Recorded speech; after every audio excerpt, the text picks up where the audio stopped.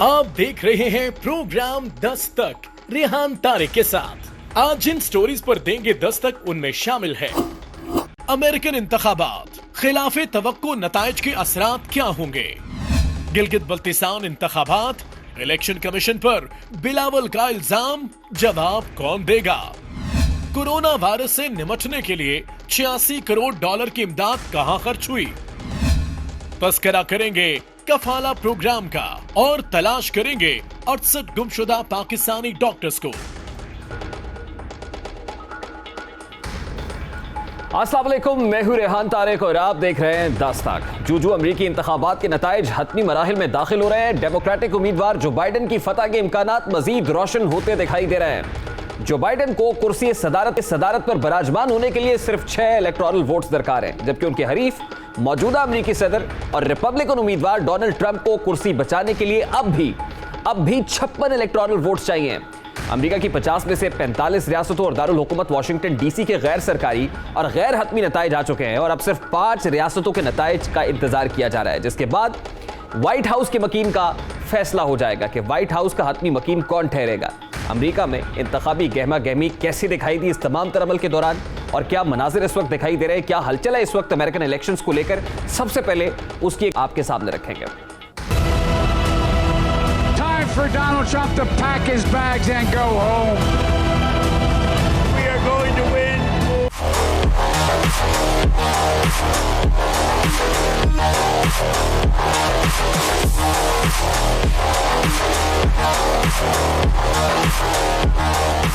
अब सवाल बड़ा सादा सा है, व्हाइट हाउस तक पहुंचने के लिए 270 इलेक्टोरल वोट्स का हदफ सबसे पहले कौन अबूर करेगा? जो बाइडन 6 वोट हासिल कर पाएंगे या फिर डोनाल्ड ट्रंप 56 इलेक्टोरल वोट्स लेकर एक बार फिर अमेरिका के सदर मुंतखब हो जाएंगे? इस सवाल का जवाब ढूंढने के लिए अब तक के नताइज और बाकी मानदा 5 रियासतों के मुमकिन नताइज पर निगाह डालते हैं। जिन 5 रियासतों में अब तक वोटों की गिनती जारी है, उनमें से भी कई रियासतों में जो बाइडन का पलड़ा भारी दिखाई दे रहा है और उनके वोटों में मुसलसल इजाफा हो रहा है। वोटों की अब तक होने वाली गिनती के मुताबिक रियासत नेवाडा में जो बाइडन बहुत मामूली फर्क से सदर ट्रंप से आगे हैं। रियासत नेवाडा की 6 इलेक्टोरल वोट्स हैं और अगर जो बाइडन यहां से अपनी लीड बरकरार रखने में कामयाब हो जाते हैं तो वो सदर बनने के लिए दरकार 270 इलेक्टोरल वोट्स की हद तक पहुंच जाएंगे। दूसरी जानिब अलास्का, पेंसिल्वेनिया, नॉर्थ कैरोलिना और जॉर्जिया में सदर ट्रंप को जो बाइडन पर बर्तरी हासिल है, लेकिन अलास्का के अलावा दीगर तीनों रियासतों में सदर ट्रंप की बर्तरी कम हो रही है और जो बाइडन के वोटों में मुसलसल इजाफा देखा जा रहा है। सदर ट्रंप को दूसरी मुद्दत के लिए सदर मुंतखब होने के लिए 56 इलेक्टोरल वोट्स दरकार हैं। कभी इम्कान है कि अलास्का के तीनों इलेक्टोरल वोट्स सदर के नाम रहेंगे। पेंसिल्वेनिया के 20, नॉर्थ कैरोलिना के 15 और जॉर्जिया के 16 इलेक्टोरल वोट्स हैं और अगर ट्रंप अलास्का के साथ ये तीनों रियासतें जीत भी जाते हैं तो भी उन्हें 3 मजीद इलेक्टोरल वोट्स दरकार होंगे, जिसका मतलब यह है कि उन्हें नेवाडा या फिर एरिजोना में से कोई एक रियासत भी लाजमी जीतना होगी। रवा इंतखाबात में 19वें सदर के बाद सबसे ज्यादा टर्नआउट दिखाई दे रहा है। जब जो बाइडन को भी 70 मिलियन के करीब वोट पड़ चुके हैं, जो एक रिकॉर्ड है। डोनाल्ड ट्रंप और जो बाइडन को किसने कितने वोट दिए हैं, सबसे पहले उसका एक मंजरनामा आपके सामने रखते हैं। इन तमाम नताइज को हम 4 हिस्सों जिन्स, नस्ल, उम्र और तालीमी काबिलियत में तकसीम करते हैं। जिन्स के एतबार से फिलवक्त 48% मर्दों जबकि 56% औरतों ने जो बाइडन का इंतखाब किया है। इसी तरह ट्रंप पर एतमाद करने वाले वोटर्स में से 49% मर्द जबकि 43% खवातीन हैं। इसी तरह गुज़श्ता चंद माह के दौरान अमेरिका में नस्ली एतबार खासा हंगामा बरपा हुआ। नस्ली एतबार से इस तरह से ब्लैक लाइव्स मैटर के हवाले से पूरी दुनिया में बात की गई, यहां तक कि पूरी दुनिया में जो नस्ली तशद्दुद है उसकी रोकथाम का मुतालबा भी किया जाता रहा। शायद यही वजह थी कि अमेरिका में यह इंतखाब नस्ली एतबार से भी अहम थे। अगर हम नस्ली एतबार से अमेरिका में वोटिंग का रुझान देखें तो जो बाइडन पर 42% सफेद फार्म अमरीकियों जबकि 87% सियाह फार्म अमरीकियों ने एतमाद किया है, जबकि 65% लातीनी अमरीकी और 63% एशियाई बाशिंदे जो बाइडन के वोटर्स हैं। इसी तरह 58% वोटर्स दीगर नस्ली अक़लियतों से ताल्लुक़ रखते हैं। अब जो बाइडन के मुकाबले में ट्रंप को वोटिंग का रुझान बिल्कुल उसका बरक्स दिखाई दे रहा है। मौजूदा अमरीकी सदर पर 56% सफेद फार्म अफराद ने एतमाद किया है, जबकि सिर्फ 12% स्याह फार्म अमरीकियों ने ट्रंप को वोट किया है। उम्र के एतबार से भी अगर जायजा लिया जाए तो जो बाइडन नौजवानों में ज्यादा मकबूल दिखाई देते हैं। उनके 61% वोटर्स की उम्र 18 साल से 29 साल के दरमियान है, जबकि 30 से 44 के दरमियान वोटर्स की कुल तादाद का 52% है। इसी तरह 45 से 64 साल की उम्र के 50% अफराद ने जो बाइडन का इंतखाब किया है। जो बाइडन बुजुर्ग शहरियों जिनकी उम्र 65% से ज्यादा है, उनमें 48% मकबूल है।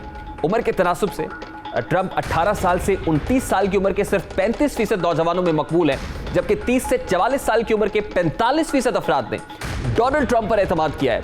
45 साल से 64 साल की उम्र के अफराद में ट्रंप 49% मकबूल हैं, जबकि बुजुर्ग शहरियों में अमरीकी सदर की मकबूलियत 50% है।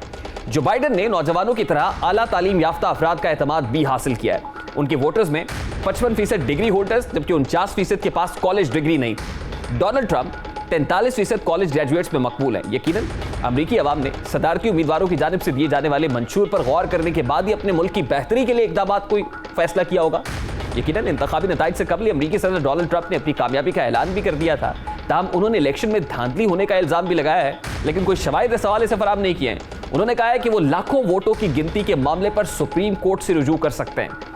अब डेमोक्रेटिक उम्मीदवार की इंतखाबी मुहिम के अरकान ने सदर ट्रंप के इल्जामात को रद्द किया है और अमरीकियों से इंतखाबी निज़ाम पर एतमाद करने का मुतालबा भी किया है। दूसरी जानिब अमरीका के मुख्तलिफ शहरों में मुजाहिरे हो रहे हैं। बाज़ मुजाहिरीन ये चाहते हैं वोटों की गिनती जारी रहे, जबकि कुछ ने वोट गिनने के अमल को रोकने का मुतालबा भी कर दिया है। इस हवाले से मुजाहिरीन का क्या रुझान देखा जा रहा है, उसकी एक हल्की सी झलक आपके सामने रखता है।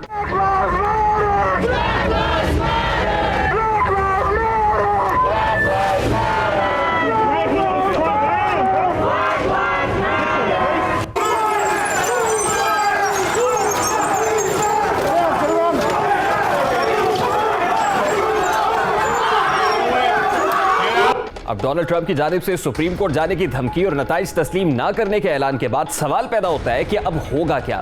अदालती लड़ाई के नताइज क्या निकलेंगे? अगर इंतखाबात मुतनाज़े हो गए तो फिर क्या होगा? इन्हीं सवालात का जवाब तलाश करने की कोशिश करते हैं। अगर डोनाल्ड ट्रंप धांधली के खिलाफ सुप्रीम कोर्ट जाते हैं तो अमरीकी इलेक्शन की तारीख में ऐसा पहली बार नहीं बल्कि दूसरी बार होगा। अमरीकी सदर डोनाल्ड ट्रंप को सुप्रीम कोर्ट तक पहुंचने के लिए कई मराहिल से गुजरना होगा। इसको मजीद आसान अल्फाज में समझाते हैं। मकामी इलेक्शन कमीशन के अफराद वोटों की गिनती के बाद नताइज का ऐलान करते हैं। अगर किसी भी पार्टी को नताइज पर एतराज हो तो इन सियासी जमातों की कानूनी टीमें नताइज को अदालत में चैलेंज कर सकती हैं। केस का जायजा लेने के बाद रियासती जज दोबारा गिनती का हुक्म दे सकते हैं। इसके बाद चौथा और सबसे अहम फैक्टर सुप्रीम कोर्ट का जज होता है। सियासी जमातें उनके सामने रियासतों के जजेस के फैसले को कलअदम करार देने की दरखास्त करती हैं। इससे कबल 2000 में जॉर्ज डब्ल्यू बुश और एल गोर मुकाबले में 5 हफ्तों तक कांटेदार कानूनी लड़ाई हुई। सदारती इंतखाबात में पहली बार सुप्रीम कोर्ट के जरिए फैसला किया गया और फ्लोरिडा के नताइज ने जॉर्ज बुश को फातेह करार दिया। फ्लोरिडा में इंतखाबी नताइज में पहले एल गोर को फातेह करार दिया गया था, बाद में बुश की जीत का ऐलान किया गया, जिसे एल गोर ने सुप्रीम कोर्ट में चैलेंज किया और मशीनों की खराबी के बायस हाथ से वोटों की गिनती की गई। ताहम सुप्रीम कोर्ट के जज जस्टिस जॉन पॉल स्टीवन ने दोबारा गिनती के अमल को मुस्तरद कर दिया और अपने तारीखी फैसले में लिखा कि हम फातेह की हकीकत कभी नहीं जान पाएंगे, ताहम हारने वाले की हकीकत बिल्कुल वाज़ेह है। सिविल सोसाइटी के रहनुमाओं ने अपने रद्देमल में कहा था कि इंतखाबी नताइज चोरी किए गए थे। अब डोनाल्ड ट्रंप के मामले को समझने की कोशिश करते हैं। डोनाल्ड ट्रंप के पास कानूनी चाराजोई का रास्ता क्या हो सकता है? अगर रियासतों में इंतखाबी नताइज करीब हुए, यानी ट्रंप को इंतहाई कम मार्जिन से शिकस्त हुई, तो वो अदालत से रुजू कर सकेंगे। दोनों सदारती उम्मीदवारों की इंतखाबी मुहिम चलाने वाली टीम ने कहा है कि वो इंतखाबात के बाद कानूनी चाराजोई के लिए तैयारी कर रहे हैं। बहुत सी रियासतों में उन्हें वोटों की दोबारा गिनती कराने का हक हासिल है, खासतौर पर उन रियासतों में जहां कड़ा मुकाबला हो, जहां पर क्लोज्ड कॉन्टेस्ट देखा जाए। इस साल बहुत बड़ी तादाद में वोट डाक के जरिए डाले गए हैं और ये ऐन मुमकिन है कि बहुत से वोटों के दुरुस्त होने को अदालत में चैलेंज कर दिया जाए। यह भी मुमकिन है कि डोनाल्ड ट्रंप की टीम इन एतराजात के साथ सुप्रीम कोर्ट से भी रुजू कर ले। यहाँ यह बात भी काबिल जिक्र है कि डोनाल्ड ट्रंप ने इंतखाबात से कबल कॉर्नी बैरेट को सुप्रीम कोर्ट का जज मुकर्रर किया है। अगर सियासी फरीकैन अदालत से रुजू करते हैं तो ऐन मुमकिन है कि उन्हें सुप्रीम कोर्ट से रियायत मिल जाए, लेकिन यह तभी मुमकिन है जब साल 2000 की तरह इंतखाबी मार्जिन कम होगा। अब होने क्या जा रहा है? इस वक्त कौन जीतता हुआ दिखाई दे रहा है? क्या कोई मुतज़ाती तौर पर डोनाल्ड ट्रंप फिर से मैदान में वापस आ सकते हैं? और फिर पोस्ट इलेक्शन जो सूरत हाल दिखाई दे रही है, ये मंजरनामा क्या होगा? इस पर बात करेंगे। इस वक्त माहिर बैनुल अक़वामी अमूर प्रोफेसर डॉक्टर आदिल नजम हमारे साथ मौजूद है। बहुत बहुत शुक्रिया डॉक्टर साहब आपकी कीमती वक्त के लिए। डॉक्टर साहब, अमरीकी इंतखाबी नताइज जो है अब यकीनन जैसे जैसे फाइनल राउंड में दाखिल हो रहे हैं तो इम्कानात रोशन दिखाई दे रहे हैं कि जो बाइडन जो है वो आसानी से मैदान मार लेंगे, क्योंकि 45 रियासतों के नताइज आ चुके हैं, महज 5 रियासतों के नताइज आना बाकी हैं। 264 का नंबर कोट किया जा रहा है कि जो बाइडन अभी दिखाई दे रहा है गैर हतमी और गैर सरकारी नताइज के मुताबिक, और 214 डोनाल्ड ट्रंप ने सिक्योर किए हैं। यानी 6 वोट चाहिए जो बाइडन को और 56 वोट चाहिए ट्रंप साहब को। तो क्या लगता है आपको, कोई मुआवजा हो सकता है ट्रंप साहब के लिए कि वो 56 का जो ये फिगर है उसको बिल्कुल सिक्योर करते हुए 270 तक पहुंचे और फिर अपने एजाज का दिफा भी कर पाए, अपनी सीट को सिक्योर कर लें फिर से? देखिए, नहीं हो सकता है और मेरे ख्याल में अगर हो गया तो इतना बड़ा मुआवजा नहीं होगा, अनयूजुअल होगा, गैर मामूली होगा, मुआवजा नहीं होगा। कहने का मकसद ये है कि आपने बिल्कुल दुरुस्त कहा कि इस वक्त जो है इम्कान यही है कि जो बाइडन जो है वो सदर बन जाएंगे, क्योंकि उनके पास जो पाथवेज हैं, जो रास्ते हैं स्टेट्स को जीतने के कि वो 270 तक पहुंच जाए, वो कदरे आसान है। लेकिन ऐसा नहीं है कि गेम ओवर। अगर गेम ओवर होती तो हम इस वक्त कुछ और देख रहे होते। गेम ओवर इसलिए नहीं है कि मसलन एरिज़ोना एक स्टेट है जो तकरीबन बाइडन साहब जीत चुके हैं, लेकिन वहां अभी भी वोट की गिनती तो हर स्टेट में जारी है ना। और क्लोज इलेक्शन इतनी है कि एरिज़ोना में इस वक्त जो है ट्रंप साहब थोड़ी लीड ले रहे हैं। इसी तरह जॉर्जिया जो एक रिपब्लिकन स्टेट है जिसको ट्रंप साहब को जीतना चाहिए था या है, वहां हम देख रहे हैं कि बाइडन साहब हल्की सी लीड ले रहे हैं। तो ये जो रेस का जो आखिरी वो होता है ना बिल्कुल पहुंचने से पहले, उसमें वो जो एक आगे दूसरा पीछे, ये वो वाली कैफियत है। लेकिन इस वक्त जो है लगता यही है कि बाइडन साहब जीतेंगे, लेकिन मेरे ख्याल में ऐसा नहीं है कि गेम ओवर, और ऐसा भी नहीं है कि अगर ट्रंप साहब जीत जाएं तो वो कोई बहुत चंबे की बात होगी, लेकिन it is increasingly difficult for him. अच्छा, आप ये समझते हैं सर कि ये नेक टू नेक होगा जो भी होगा? क्योंकि अब देखिए ना, नेवाडा या एरिज़ोना है, तो ये दो रियासतों में से अगर एरिज़ोना में अभी तक बाइडन आगे दिखाई दे रहे हैं, तो दोनों में से किसी एक को विन करना ट्रंप के लिए बहुत जरूरी है, क्योंकि 3 जो रिपब्लिकन स्टेट्स हैं वहां पे तो हो सकता है वो सिक्योर कर ले इलेक्टोरल वोट्स, लेकिन इनमें से भी एक स्टेट विन करेंगे तो अल्टीमेटली 270 का जो फिगर है उसको टच कर सकेंगे। बिल्कुल बिल्कुल बिल्कुल ऐसा ही है कि बाइडन साहब के पास ऑप्शन ज्यादा हैं कि वो अगर एरिज़ोना और नेवाडा दोनों जीत जाते हैं तो गेम उनकी हो गई। वो अगर नेवाडा जीत जाते हैं, एरिज़ोना हार भी जाते हैं, लेकिन जॉर्जिया जीत जाते हैं तब भी गेम उनकी हो गई। ट्रंप साहब के पास रास्ते कदरे कम है। उनको ना सिर्फ बाइडन को हराना होगा कम से कम एक ऐसी स्टेट में जहां बाइडन आगे हैं, उसके अलावा उनको पेंसिल्वेनिया भी जीतना होगा। तो यकीनन इस वक्त जो है इम्कान जो है वो बाइडन साहब का ही है। लेकिन दूसरी खबर ये भी है कि जीतें या खुसूसन अगर ट्रंप साहब हार जाते हैं, जैसे ये पिक्चर क्लियर होती है तो फिर आपकी कहानी और आपका प्रोग्राम एकदम बदल जाएगा। फिर कहानी ये बन जाएगी कि ट्रंप साहब कहेंगे कि मैं नहीं मानता, क्योंकि वो ऐलान कर चुके। तो अभी तो काउंटिंग के लिए हमारा फोकस है ना, तो फिर एकदम हमारा फोकस ये हो जाएगा कि अच्छा जी ट्रंप साहब सदर हैं, व्हाइट हाउस में बैठे हैं और कहते हैं मैं नहीं मानता, आप क्या करेंगे? और फिर वो मसला कानूनी बन जाएगा। बेसिकली ऐसा कोई तरीका नहीं है कि आप उनको मजबूर कर सकें, और ट्रंप जो है वो ट्रंप है।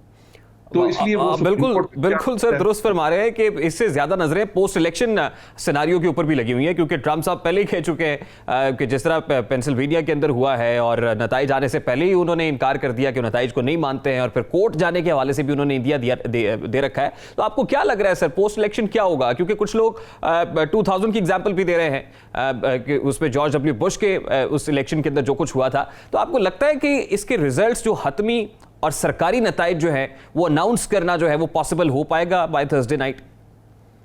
नहीं, थर्सडे नाइट तक तो बिल्कुल नहीं होगा और कभी भी नहीं होता। देखें, कभी भी अमेरिका की इलेक्शन का जो हतमी और सरकारी आता है वो आता है दिसंबर में। ये तो हमेशा से ऐसे ही ना। देखिए, बड़ा सा एक मुल्क है, हमें जो आदत है जो पड़ी हुई है वो ऐसे है कि उस रात को तकरीबन क्लियर हो जाता है कि कौन जीतेगा, जैसे पाकिस्तान में, और उससे पहले विक्ट्री स्पीच भी हो जाती है सर।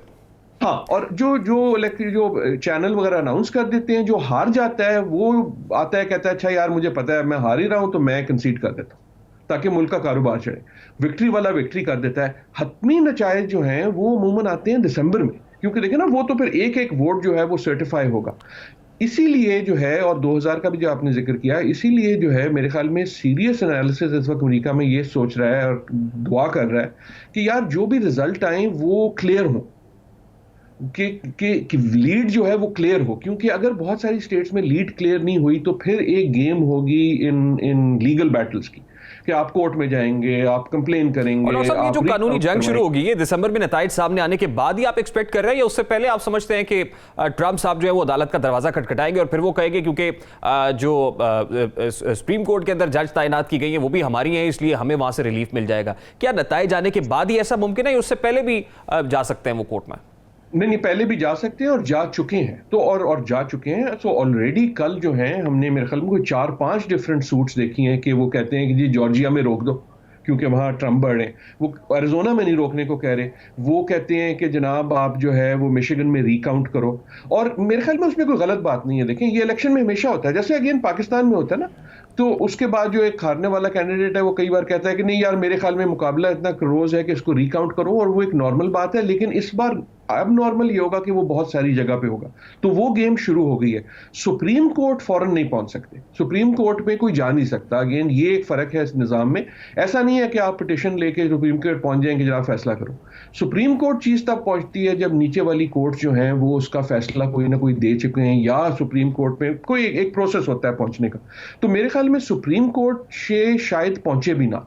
क्योंकि 2000 में ये था कि इलेक्ट्रल वोट्स जो थे वो कांटे के थे, और इस वक्त जो हम बात कर रहे हैं करीब होने की, वो विद इन अ स्टेट है। तो आई एम होपिंग कि ये सुप्रीम कोर्ट में नहीं पहुंचेगा, लेकिन ट्रंप है, वो यकीनन इसको एक इशू बनाएंगे। And I do not think कि ये दिसंबर का इंतजार होगा। मेरे ख्याल में अगर आज नहीं तो कल जो है ऑलरेडी हम इसको रैंप अप देखेंगे। जैसे ही कोई नतीजा क्लियर होना शुरू होगा या लाइकली नतीजा, तो आपको गुफ्तगू को भी चेंज होती हुई नजर आएगी व्हाइट हाउस से। आखिरी एक बात, अगर हमने उम्मीद ही करनी है, होप ही करना है, तो कई बार ये भी है ट्रंप साहब की कोई उनकी पर्सनैलिटी बड़ी कुछ अजीब सी है। कई बार वो भड़क ज्यादा मारते हैं और फिर करते नहीं है। तो ये भी हो सकता है कि उनके इर्द गिर्द के लोग शायद उनको कन्विंस कर ही लें कि सर आप हार गए, असल में हार गए। अगर हो भी सकता है कि पुरअमन मुंतकिल इक़्तिदार भी हो जाए। तो आई एम होपिंग कि देखें, अगर काउंटिंग जो है इतनी क्लियर हो जाए कि उनके लिए मुश्किल हो गन डालना, तो मेरे ख्याल में मुल्क के लिए बेहतर यही है। डॉक्टर साहब, आप क्या समझते हैं जो डोनाल्ड ट्रंप के रीकाउंट का बयानिया है उसमें किस कदर जान है? क्या वाकई आप एक्सपेक्ट करते हैं कि कहीं ना कहीं किसी जगह पे टेम्परिंग हुई होगी या हेर फेर हुआ है? जैसे यहाँ आरटीएस सिस्टम बैठने के हवाले से बात की जा रही थी कि थोड़ी देर के लिए वो स्लो हो गया प्रोसेस, क्या कुछ ऐसा हो सकता है बीच में? नहीं, मेरे ख्याल में टेम्परिंग का तो जिक्र किसी ने भी नहीं किया, और मेरे ख्याल में पाकिस्तान में भी हम शायद ज्यादा कर देते हैं। रिकाउंट का मकसद जो होता है, रिकाउंट एक नॉर्मल चीज है, हमेशा होती है, ये मोहल्ले की इलेक्शन में भी यहाँ होती है। और रिकाउंट में अमूमन जो फर्क पड़ता है वो छोटी इलेक्शन में 1-2 वोट का पड़ता है, बड़ी इलेक्शन में 100-200 वोट का पड़ता है। तो वो अमूमन तब होता है कि इतना क्लोज हो कि 100, 500, 1000 वोट से जो है चीज आगे पीछे हो जाए। 10,000, 100,000 से बड़ा मुश्किल होता है। और अमूमन उसका मतलब रिकाउंट का ये नहीं है कि मेरा ख्याल है कि टेम्परिंग हुई है। उसका मतलब ये होता है कि जनाब एक वोट जो था, जो शायद काउंट होना चाहिए था लेकिन वो नहीं हुआ क्योंकि उसका जो निशान था वो लाइन से थोड़ा सा बाहर था या लाइन के अंदर था, उस किस्म की चीज होती है।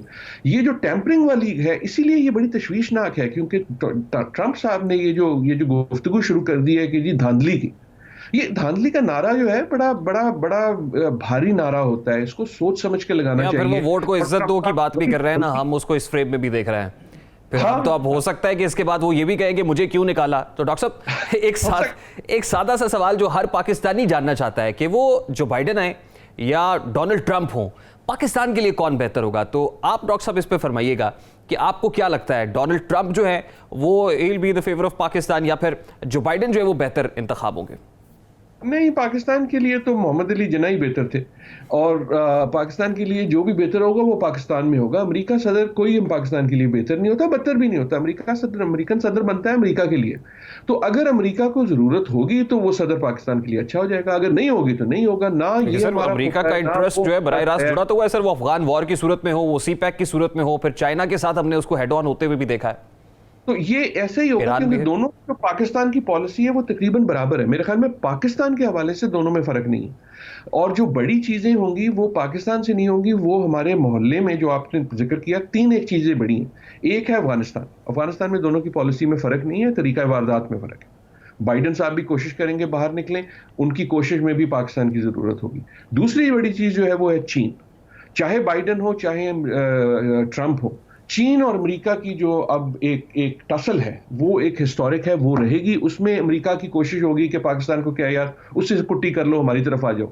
चीन कहेगा जनाब उसको छोड़ दो, हमारे पास आ जाओ। और पाकिस्तान को दोनों को ना कर देना चाहिए, ना ये हमारा सगा ना वो हमारा सगा। पाकिस्तान को सोचना चाहिए पाकिस्तान के इंटरेस्ट पे। तीसरी और अहम चीज जो है वो है भारत के हवाले से। भारत के हवाले से मसला ये नहीं है कि कमला हैरिस कहाँ से हैं या ट्रंप साहब की मोदी से कितनी दोस्ती है, ये नहीं है। मसला ये है कि भारत और अमेरिका की क्लोजनेस बढ़ती ही जाएगी। आप कुछ कर लें, जो मर्जी सदर आ जाए, अगले 20 साल दे विल बिकम क्लोजर। और उसकी वजह पाकिस्तान नहीं है, उसकी वजह है चीन, क्योंकि दुश्मन का दुश्मन दोस्त। तो भारत और अमेरिका क्लोज आएंगे, उसमें पाकिस्तान का मौकफ ये होना चाहिए यार तुम लोगों ने जो आपस में करना है करो, लेकिन हम पे प्रेशर नहीं आना चाहिए। अब ये 3 चीजों में मेरे ख्याल में कोई फर्क नहीं पड़ेगा। फर्क अगर पड़ सकता है थोड़ा सा तो या ईरान के हवाले से पड़ेगा, क्योंकि ट्रंप साहब ईरान पे बहुत ज़्यादा सख्त थे और एग्रीमेंट से भी निकल गए, या पड़ेगा मशरिक़ वस्ता के लिहाज से अगर ट्रंप साहब सदर बन जाते हैं तो हम पे ज़्यादा प्रेशर होगा इसराइल को तस्लीम करने का, मिडल ईस्ट के जो नया नक्शा बन रहा है उसकी तरफ जाने का। बाइडन साहब की तरफ से पॉलिसी वो चेंज ना भी हो, लेकिन उतनी हमें दबाव नजर नहीं आएगा जितना शायद ट्रंप साहब की हुकूमत में बिल्कुल आता। ठीक है। मेरे ख्याल में अगर एक आखिरी जुमले की इजाजत दें, जी, डॉक्टर जो पाकिस्तान को करना चाहिए, जब भी जो भी इलेक्शन जीत जाए, इमरान खान जब फोन उठाएं और अमेरिका के सदर को मुबारकबाद के लिए फोन करें, तो पहला जुमला होना चाहिए मुबारकबाद और दूसरा जुमला होना चाहिए FATF, क्योंकि पाकिस्तान का इंटरेस्ट FATF है और Trump has not delivered on FATF। ये हमें एक तरह से अमेरिका ने हमारे गले भी बांधा हुआ है, क्योंकि उनके लिए भी आसानी है कि एक तरह से जो है एक कंट्रोल रहता है। Pakistan should push on FATF, जो मर्जी प्रेसिडेंट डाले। बहुत बहुत शुक्रिया डॉक्टर साहब आपके वक्त के लिए। प्रोफेसर डॉक्टर आदिल अज़म हमारे साथ मौजूद थे, गुफ्तगू आपने सुनी। अब ये तो था मंजरनामा अमेरिकन इलेक्शंस का, लेकिन पाकिस्तानी सियासत में भी खूब गहमा गहमी दिखाई दे रही है। आज वज़ीर आज़म ने इत्तेहादी जमातों के एजाज में ज़ोहराना दिया था, लेकिन इस ज़ोहराने में काफ लीग शरीक नहीं हुई है। काफ लीग ज़ोहराने का हिस्सा क्यों नहीं थी, ये बताएंगे इस ब्रेक के बाद हमारे साथ।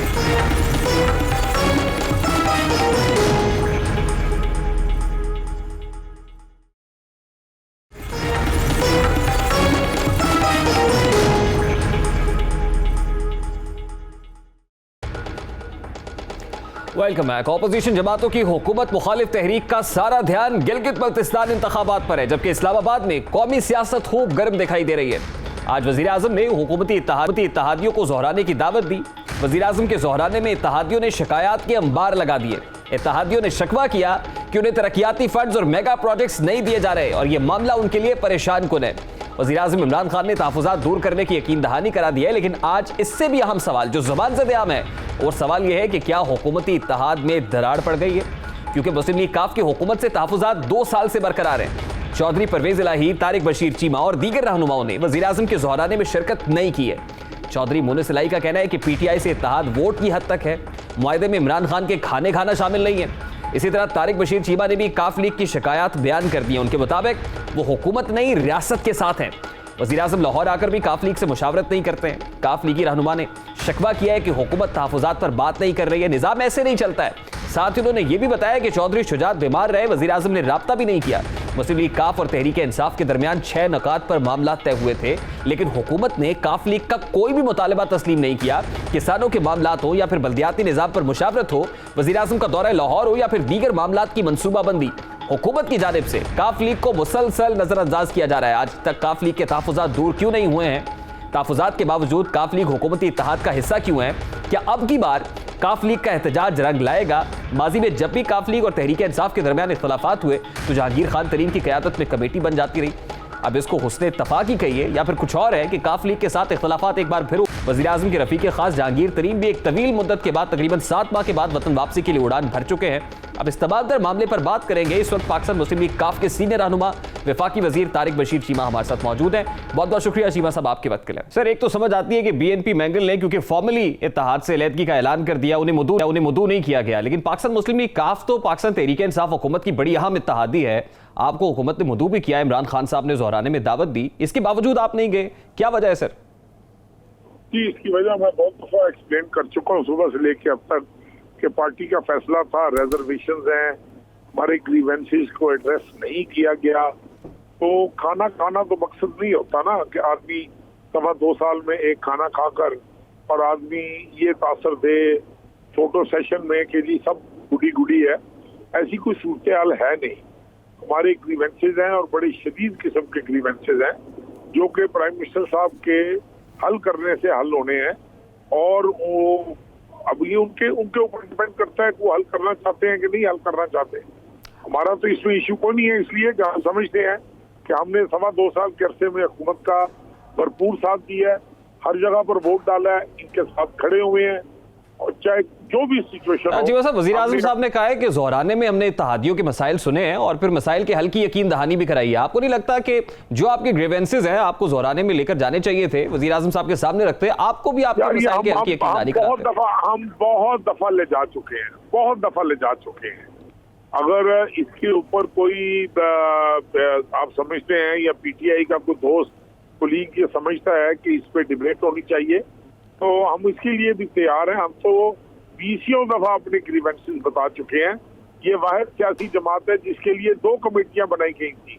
एक कमेटी पहली बनी थी जिसमें जहांगीर करीम साहब थे, परवेज खटक साहब थे और बाकी साहबान थे। फिर एक दूसरी कमेटी बनी जिसमें गवर्नर, वजीर आला असद उमर साहब। बिल्कुल ठीक कह रहे हैं। और दोनों के बाद एक टाइमलाइन भी वजह की गई थी, उस वक्त भी बड़े ठीक ठाक तरीके से जो है मुतालबात की यकीन दहानी का कहा गया था। एक को ग्रीवेंस बताया अपना, सिर्फ एक वादे की पासदारी हुई है और वो ये था कि हमें फंड्स दिए गए हैं, डेवलपमेंट फंड्स। अच्छा साहब, ये बताइएगा इस वक्त पाकिस्तान तहरीक इंसाफ हुकूमत चैलेंजेस हैं, महंगाई का चैलेंज है, साथ पीडीएम की सूरत में ऑपोजिशन का इत्तेहाद एक बहुत बड़ा चैलेंज है। ऐसे में पाकिस्तान मुस्लिम लीग काफ, क्योंकि आपके पास बड़े सीजन लोग हैं, आप खुद सीनियर वजीर हैं, इसके साथ साथ चौधरी परवेज लाई साहब हैं, चौधरी शुजात हुसैन साहब हैं, मामला फहम है, सूरत हाल को बड़े अच्छे तरीके से अंडरस्टैंड करते हैं, तो इमरान खान साहब को तो आप लोगों का मशवरा लेना चाहिए, आपको शामिल गुफ्तगू करना चाहिए। उनके ज्यादा करीब कौन है, किसके मशवरे पर अमल कर रहे हैं वजीर आजम साहब, आपको क्या लगता है? देखिए, आपके सवाल का जो पहला हिस्सा है वो मैं इसलिए नहीं मानता कि मेरे ख्याल में कोई भी चैलेंजेस जो हैं वो तहरीक इंसाफ को फेस नहीं करनी पड़ रही इस वक्त। अगर चैलेंजेस फेस करने पड़ रहे होते तो वो यकीनन अपने साथियों के साथ मशावरत करते, यकीनन अपने साथियों के साथ, उन लोगों के साथ मशावरत करते जिनको कोई सियासी तजर्बा है। लेकिन बहरहाल इसके बावजूद अगर चैलेंजेस हैं और उन्होंने मशावरत के काबिल नहीं समझा तो वो बड़े एक सेफ जोन में होंगे, कंफर्ट जोन में होंगे। उन्होंने महसूस किया होगा कि भाई मशावरत की जरूरत सर देखिए ना, महंगाई बहुत बड़ा चैलेंज है। चौधरी परवेज लाई साहब बार बार ये कह रहे हैं कि आपने सपोर्ट प्राइस गंदम की ठीक मुकर्रर नहीं की। महंगाई चैलेंज है पाकिस्तान के अवाम के लिए। जो मसाइल हैं वो चैलेंज है इस सूबे के काश्तकारों के लिए, मुल्क के काश्तकारों के लिए। लॉलेसनेस, गुड गवर्नेंस का ना होना चैलेंज है अवाम के लिए। अब बात यह है कि जब तक आप सर जोड़कर नहीं बैठेंगे, हम हुकूमत के इत्तेहादी हैं, हम तो बार बार मिन्नत कर रहे हैं, शोर मचा रहे हैं, चिल्ला रहे हैं कि खुदा के लिए सर जोड़कर बैठें और इस भंवर में से इस मुल्क को निकाला जाए, लोगों को इस मुश्किल से निकाला जाए। आपको अंदाजा नहीं है कि हम जब हल्कों में वापस जाते हैं कहीं वो नौबत ना आ जाए कि लोग हमें ढूंढते फिर रहे हो कि किधर है जिनको हमने वोट डाले थे। हम तो इनको समझाना चाह रहे हैं कि अभी भी वक्त है। आप एक बेहतर मामला फहमी के साथ इन मसाइल का हल तलाश करें। अब ये उन पे डिपेंड करता है जी कि वो क्या फैसले करते हैं। जी साहब, आपको क्या लगता है वजीर आजम साहब के करीब कौन है इस वक्त, किसके मशवरे पर अमल कर रहा है वो? ये जो उनको पता होगा वो बेहतर पोजीशन में होंगे जवाब देने के लिए कि वो कौन लोग हैं, क्योंकि आधी कैबिनेट जो है वो मुंतखब लोगों की है, आधी कैबिनेट जो है वो गैर मुंतखब लोगों की है।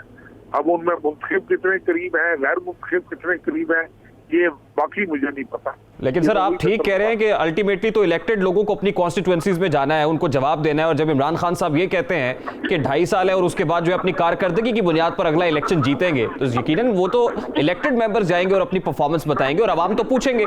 तो ऐसे में पाकिस्तान मुस्लिम लीग काफ को भी यकीनन अवाम में जाना है। तो क्या ये डिसाइसिव मोमेंट है? आप कहीं पाकिस्तान तहरीक इंसाफ से अपने रास्ते जुदा करने के बारे में सोच रहे हैं? अभी तक तो देखें ऐसी कोई सिचुएशन नहीं है। हमारी अभी भी ये ख्वाहिश है कि हम उनकी कश्ती के सवार हैं और एक बेहतर फैसले हों, मुल्क के अवाम के लिए बेहतर फैसले हों भाई। लेकिन अब ये डिपेंड करेगा पाकिस्तान तहरीक इंसाफ पर। अगर वो इस तरह के फैसले नहीं करना चाह रहे तो हमारा तो अभी खुदकशी का कोई इरादा नहीं है। हम तो नहीं चाहते कि हमारा तो ये दिल करता है कि जिन लोगों ने हमें इक़्तिदार के ऐवानों तक भेजा है हम उनके आगे सुरखरू होकर बैठे। नहीं सर, लेकिन अगर मामला ऐसे ही चलते रहेंगे तो आपको लगता है कि अगले इलेक्शन में अवाम एतबार करेगी पाकिस्तान तहरीक इंसाफ पे, फिर इन्हें मुंतखब करके लेके आएंगे? ये वो तहरीक इंसाफ के अकाबरीन जो है वो बेहतर जवाब दे सकते हैं। मैं इसका क्या जवाब दूं? आपका क्या मशवरा होगा सर वजीर आज़म साहब के लिए कि क्या करना चाहिए at this point in time, जब आपके पास सिर्फ 2-2.5 साल रह गए? मेरा सिर्फ एक ही मशवरा है कि खुदा के लिए पाकिस्तान के अवाम के मसाइल को समझिए, पाकिस्तान के मसाइल को समझिए और इनका एक बेहतर हल तलाश कीजिए। जो भी आपने तरीकाकार इख्तियार करना है इसका कोई बेहतर हल तलाश करें। हम आपके खिलाफ नहीं हैं, लेकिन हम ये भी नहीं चाहते कि हम सियासी खुदकशी करें। हम आपके साथ हैं, आपका साथ देने को तैयार हैं, लेकिन इस तरह नहीं कि आप 2 साल के बाद एक दफा आप खाने पे बुलाएं, हम खाना खाएं और फोटो सेशन हो और हम घरों को वापस चलें। Sir last but not least, आपको हुकूमत 5 साल पूरे करते हुए दिखाई दे रही? हमारी जो ये ख्वाहिश है जी कि जरूर पूरे करें। लेकिन करती हुई दिखाई दे रही है आपको सर जो कुछ हो रहा है? अगर बेहतर फैसले करेंगे तो यकीनन कर देगी, क्यों नहीं करेगी। लेकिन जो हो रहा है उसके मुताबिक करते हुए दिखाई नहीं दे रही है इस वक्त जो डिसीजंस हो रहे हैं, ये बेहतर तो नहीं है ना? ये इसका जवाब मैं इसका जवाब रिजर्व रखता हूँ। ठीक है, बहुत बहुत शुक्रिया आपके वक्त के लिए। पाकिस्तान मुस्लिम लीग काफ के सीनियर रहनुमा वफाकी वजीर तारिक बशीर जी हमारे साथ मौजूद थे। गुफ्तगू आपने सुनी है। इस्लामाबाद में इत्तेहादियों के शिकवे हैं, जबकि गिलगित की फजाओं में इलेक्शन चोरी और प्री पोल रैगिंग के इल्जामात का शोर है। आज पाकिस्तान पीपल्स पार्टी और मुस्लिम लीग नून ने गिलगित बल्तिस्तान के इंतखाबात में धांधली की कोशिशों का इल्जाम लगाया। गिलगित बल्तिस्तान के जिला इस्तौर में इंतखाबी जलसे से खिताब करते हुए चेयरमैन पाकिस्तान पीपल्स पार्टी बिलावल भुट्टो जरदारी ने chief election commissioner Gilgit Baltistan Raja Shahbaz Khan से इस्लाह मुलाकातों की तफसील मांग ली है और कहा है कि वफाकी वजीर से इलेक्शन कमिश्नर ने मुलाकात क्यों की। इस हवाले से बिलावल भुट्टो जरदारी क्या कह रहे थे, सबसे पहले उसकी एक झलक आपको दिखाते हैं। जिसने फ्री एंड फेयर इलेक्शंस का सहूलतकार बनना था, जिसका काम है फ्री एंड फेयर इलेक्शंस करवाना, वो आपके अवाम के सहूलतकार नहीं बना हुआ है। वो फ्री एंड फेयर इलेक्शंस का सहूलतकार नहीं बना हुआ है। वो जो हमारा आपका इलेक्शन कमिश्नर है, आपका जो इलेक्शन कमिश्नर है, उसको गिलगित बल्तिस्तान के अवाम के हुकूक को तहफ़्फ़ुज़ दिलवाना चाहिए था, आपके वोट को तहफ़्फ़ुज़ दिलवाना चाहिए था, किसी को धांधली करने की इजाज़त नहीं देना चाहिए था।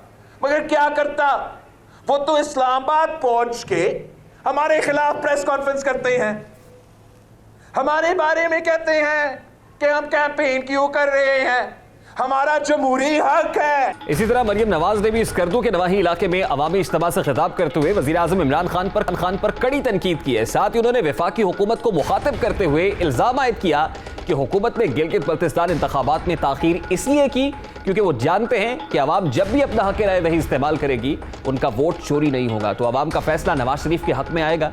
इस का इलेक्शन ताखीर का शिकार हुआ है। मरियम नवाज क्या कह रही थी, जरा उसकी एक झलक भी आपके सामने रखता है। वोट चोर वो इस वक्त गिलगित बल्तिस्तान के ऊपर मंडला रही हैं। जब उनको पता होता है कि नवाज शरीफ जीत रहा है, जहां जहां उनको मुस्लिम लीग नून की फतह नजर आ रही होती है, जहां जहां उनको अवाम की फतह नजर आ रही होती है, तो वहां वो फिर उनका प्लान कामयाब नहीं होता नजर आता, तो वहां धांधली करते हैं।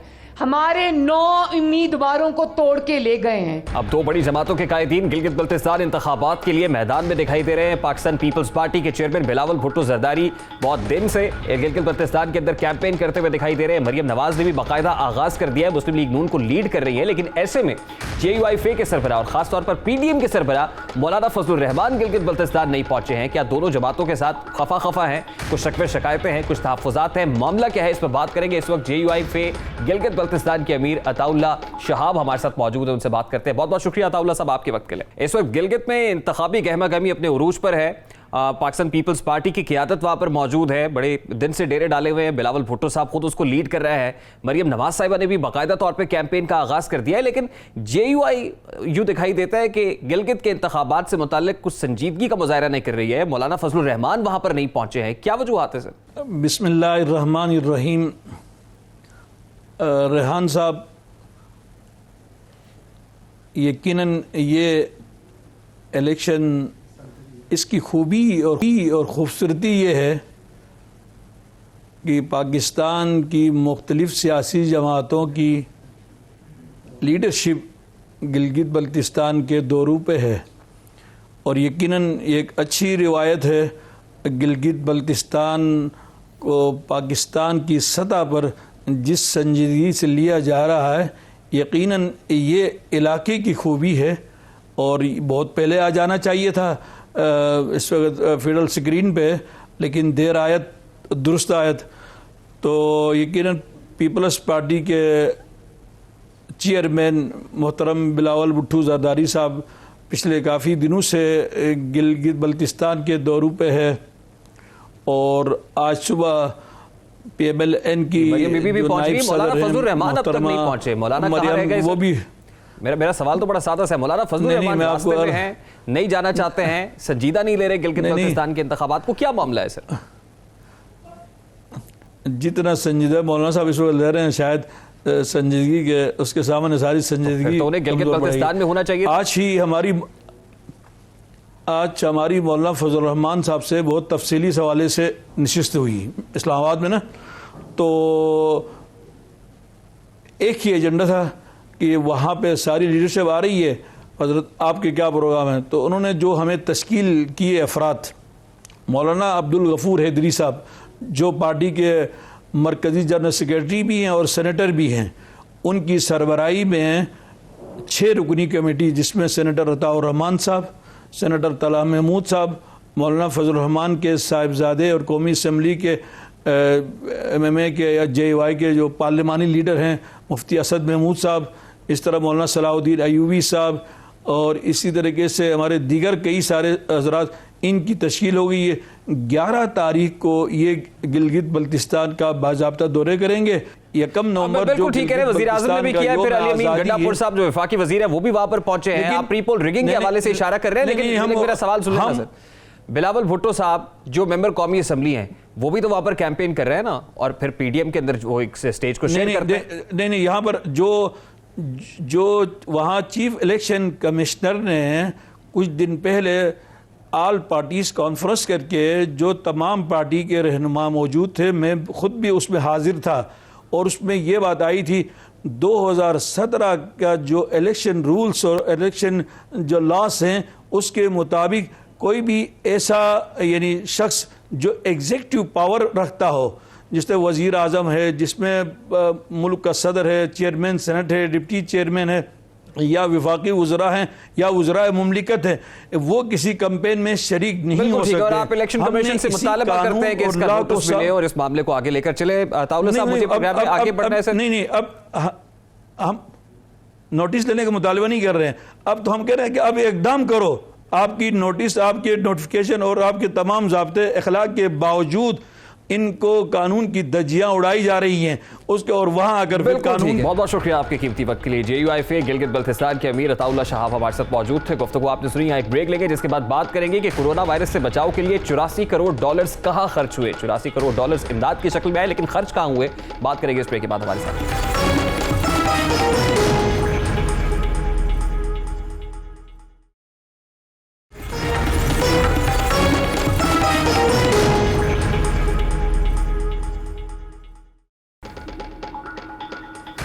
Welcome back. कोरोना वायरस पर काबू पाने के लिए हुकूमती कोशिशों की जहां दुनिया भर में पजीराई हो रही है, वहीं कई ममालिक और इदारे इस खतरे से निपटने के लिए पाकिस्तान के साथ ताउन भी कर रहे हैं, और ये ताउन माली शक्ल में है। मुख्तलिफ ममालिक ने हुकूमत पाकिस्तान को कर्ज और ग्रांट की मदद का वादा किया था, जिसमें से $84 करोड़ वफाकी हुकूमत को मिल चुके हैं। वजारत इक्तसादी अमूर डवीन की दस्तावेज के मुताबिक मुख्तलिफ ममालिक और डोनर्स एजेंसीज की जानिब से फराहम करदा रकम में से वफाकी हुकूमत कोरोना पर काबू पाने के लिए $23 करोड़ 86 लाख खर्च कर चुकी है। दस्तावेजात के मुताबिक सूबा पंजाब ने $8 करोड़ 47 लाख खर्च किए हैं। इसी तरह सूबा सिंध ने $5 करोड़ 61 लाख का खर्चा किया है, जबकि बलूचिस्तान ने $2 करोड़ 17 लाख इस्तेमाल कर लिए हैं। इक्तसादी अमूर डवीन के मुताबिक कोरोना वबा पर काबू पाने के लिए आज़ाद कश्मीर ने 86 लाख और गिलगित बल्तिस्तान ने $76 लाख से ज्यादा खर्च किए।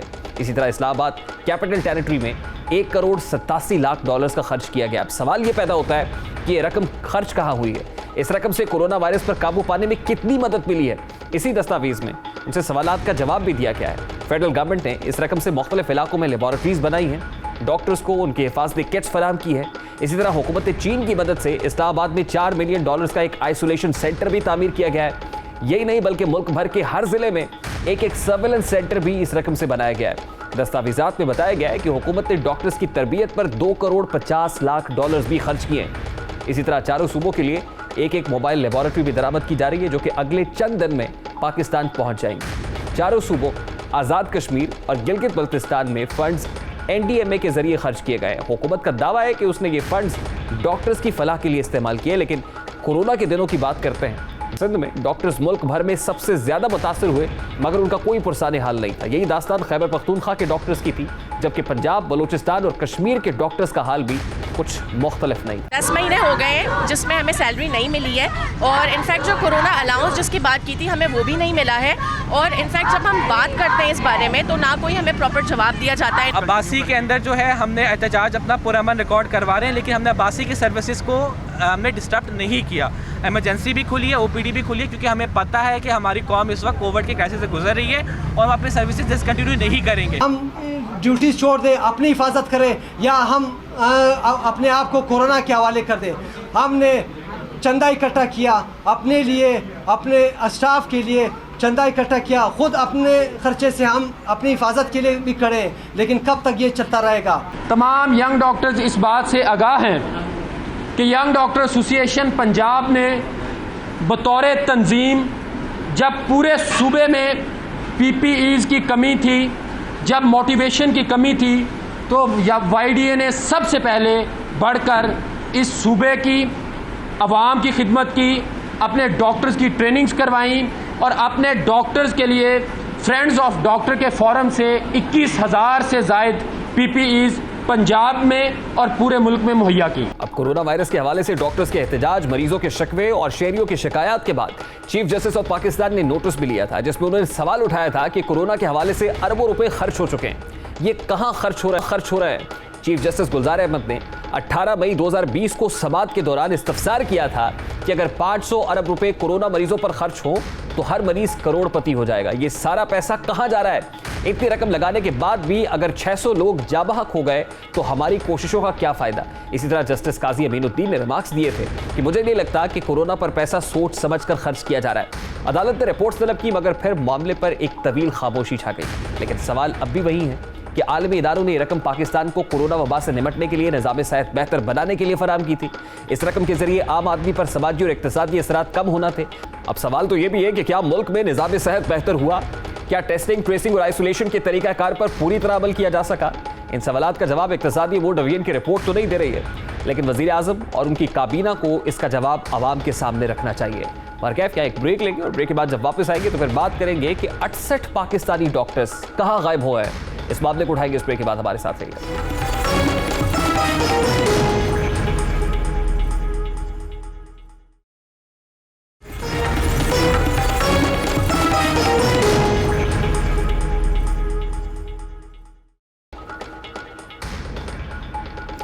Welcome back. इस वक्त वफाकी हुकूमत और तहरीक इंसाफ का तमाम तर फोकस साबिक वज़ीर आज़म नवाज शरीफ को वतन वापस लाने पर है। वज़ीर आज़म अपने हर बयान और मीटिंग में नवाज शरीफ की वतन वापसी के लिए कोशिशों का जायजा लेते हैं, लेकिन इस वक्त दर्जनों की तादाद में पाकिस्तान के ज़हीन व फतीन नौजवान सरकारी खर्चे पर तालीम हासिल करने बैरून मुल्क जाते हैं, मगर वापस नहीं आते हैं। आज मीर रियासत के दरबार पर इन्हीं नौजवानों की तालीम के लिए करोड़ों का टैक्स देने वाली कौम का मुकदमा पेश करेंगे। मीर रियासत हुकूमत पाकिस्तान ज़हीन और काबिल अफराद की इन ख्वाहिशात की तकमील के लिए वज़ाइफ का एहतमाम करती है। कई तालिब इल्म बैरून मुल्क तालीम का ख्वाब भी सरकारी खर्चे पर पूरा करते हैं। उनमें से अक्सर तलबा मुल्क की मोहब्बत में वापस लौट आते हैं, जबकि चंद हवाओं के रुख की सूरत अच्छे मौके से फ़ायदा उठाते हुए आगे बढ़ जाते हैं। आए रोज़ दर्जनों तलबा के हवाले से खबरें आती है कि वो सरकारी खर्च पर बैरून मुल्क गए, मगर ताहाल लौट कर नहीं आ सके। मीर रियासत आपके वज़रा नवाज शरीफ की वतन वापस लाने के नुकसानात कौम को बताते हैं, मगर आज हम आपके सामने नौजवानों के ना आने के पेश नज़र जो नुकसानात हो रहे हैं उसके बारे में आपको बताते हैं। मीर रियासत सिर्फ एक सूबा जहां से तारीख में पहली बार किसी जमात पर 2 बार एतमाद किया गया, यानी खैबर पख्तूनख्वा, उसी सूबे से आला तालीम के लिए बैरून मुल्क जाने वाले 68 नौजवान गायब हो गए हैं, जिन्होंने तालीम मुकम्मल होने के बाद पाकिस्तान लौटना पसंद नहीं किया है। मीर रियासत एक स्कॉलर के बैरून मुल्क PhD पर 1 से 1.5 करोड़ रुपए के अखराजात आते हैं, और ये अखराजात हुकूमत पाकिस्तान अदा करती है। ये अखराजात एक आम पाकिस्तानी के टैक्स के पैसों से अदा किए जाते हैं। यानी मीर रियासत सिर्फ 68 नौजवानों के बायस मुल्क के खजाने को 1 अरब से ज्यादा का नुकसान हुआ है। इसी तरह रवा साल सितंबर में इंकशाफ हुआ कि PhD के लिए बैरून मुल्क भेजे गए 130 से ज्यादा तलबा में से 82 तालीम मुकम्मल होने के बाद वापस नहीं आए हैं। हुकूमत के मुताबिक इन 130 स्कॉलर्स पर 95 करोड़ 50 लाख रुपए खर्च किए गए। लेकिन फिर सवाल ये कि पाकिस्तानी स्कॉलर्स अपने मुल्क वापस आकर कौम की खिदमत क्यों नहीं करते हैं? नौजवानों का ख्याल है कि उन्हें यहाँ तरक्की के मौके नहीं मिलते हैं। रिश्वत, सिफारिश और पर्चे सिस्टम के जरिए मेरिट का कत्लेआम किया जाता है। अगर मिट्टी की मोहब्बत में वो वतन वापस लौट आए तो उन्हें नौकरी के लिए दर्जन की खाक छानना पड़ती है। इसलिए वो सिक्योरिटी बॉन्ड्स और दीगर की परवाह किए बगैर अपने मुस्तकबिल का खुद तयन करते हैं। यकीनन आज पाकिस्तानी नौजवान मायूसी का शिकार है, जिसे हिम्मत और उम्मीद दिलाने की ज़रूरत है, क्योंकि उसी नौजवान से पाकिस्तान का मुस्तकबिल वाबस्ता है। मीर रियासत मोहतरम वज़ीर आज़म इस्लामी जमहूरिया पाकिस्तान, हमारा मकसद नौजवानों का मुकदमा आपके दरबार में पेश करना है। हम ये दस्तक देते रहेंगे, ये दरवाज़ा खुले या ना खुले। ये तो था आज का दस्तक। आपसे मुलाकात होगी इंशाअल्लाह कल। अब तक रखिएगा ख्याल। अल्लाह हाफ़िज़।